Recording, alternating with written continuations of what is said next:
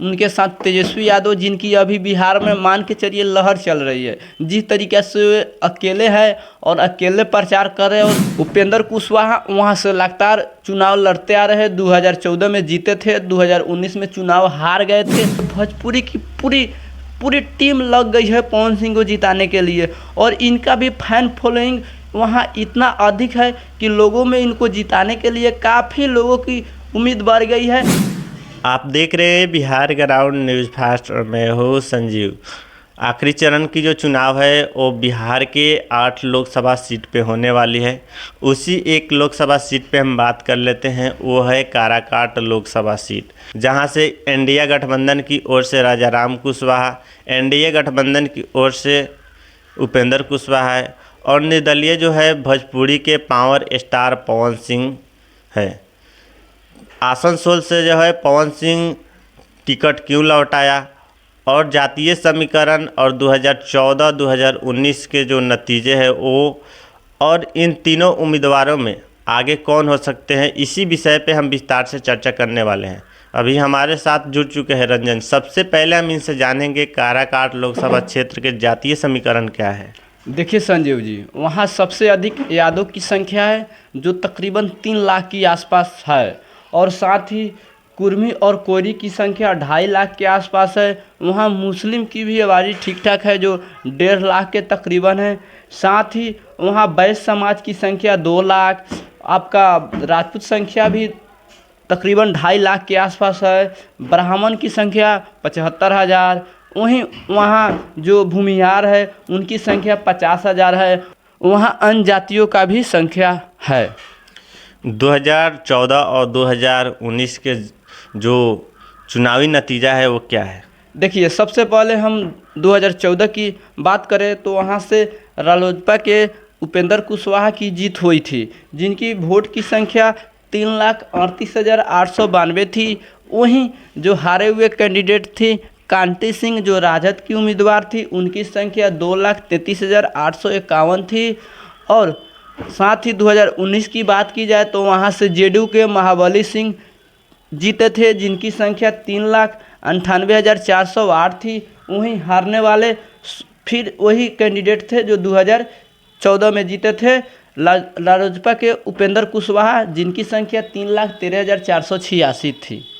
2024 लोकसभा चुनाव में उपेंद्र कुशवाहा कितने मजबूती के साथ वह चुनाव लड़ रहे हैं और प्रचार प्रसार कर रहे हैं? देखिए, उपेंद्र कुशवाहा वहाँ से लगातार चुनाव लड़ते आ रहे हैं। 2014 में जीते थे, 2019 में चुनाव हार गए थे, और 2024 में फिर से उम्मीदवार है। लेकिन वह किसी बार एनडीए गठबंधन की ओर से उम्मीदवार होते हैं, तो किसी बार जो आपका इंडिया गठबंधन की ओर से उम्मीदवार होते हैं। लेकिन इस बार उनके साथ नरेंद्र मोदी है, आपका अमित शाह है, चिराग पासवान है, नीतीश कुमार है, और वो काफ़ी मजबूती के साथ चुनाव प्रचार भी कर रहे हैं। और वहाँ कोयरी की भी संख्या काफ़ी अच्छी खासी है। साथ ही राजपूत पर कहा जाता है कि एनडीए की दबदबा है, और राजपूत पर भी एनडीए का दबदबा है, इसलिए वहाँ की लड़ाई काफ़ी टक्कर हो गई है। लेकिन फिर उपेंद्र कुशवाहा के साथ एक बात की जो ख्याल लोगों में है कि आखिरकार उनको मैं वोट दूंगा। जो बीजेपी के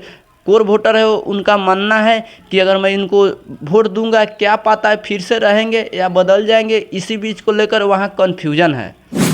इंडिया गठबंधन की ओर से राजाराम सिंह कुशवाहा कितने मजबूती के साथ वह चुनावी मैदान में अभी दिख रहे हैं? देखिए, इस बार तो वो काफ़ी मजबूती के साथ चुनाव लड़ रहे हैं। जिस तरह वो भाजपा माले से आते हैं, और वो काफ़ी मजबूती के साथ चुनाव लड़ रहे हैं। उनके साथ तेजस्वी यादव, जिनकी अभी बिहार में मान के चलिए लहर चल रही है। जिस तरीके से वे अकेले हैं और अकेले प्रचार कर रहे हैं, और 200 से अधिक सभाओं की उन्होंने तो पहले ही पार कर ली है। और जिस तरीके से वहाँ यादव की संख्या काफ़ी अच्छी खासी है, मुस्लिम की आबादी ठीक ठाक है, साथ ही वहाँ जो कोयरी कुर्मी है उनमें कितना वोट ले पाते हैं, इसके साथ वो चुनाव मैदान में है और बोल रहे हैं इस बार जीतेंगे। लेकिन वहाँ की चुनाव काफ़ी रोमांचक स्थिति में आ गई है। उनके लिए उपेंद्र कुशवाहा के लिए खतरा बन गए हैं, साथ ही पवन सिंह भी उनके लिए खतरा बन गए हैं। इसलिए इस बार का चुनाव काफ़ी टक्कर का है। भोजपुरी के पावर स्टार पवन सिंह जो निर्दलीय चुनाव लड़ रहे हैं, वह आसनसोल से जो है टिकट वापस करके आए हैं। वो कितने मजबूती के साथ वह चुनाव लड़ रहे हैं और क्या इस बार की चुनाव में उनका क्या इफेक्ट रहेगा।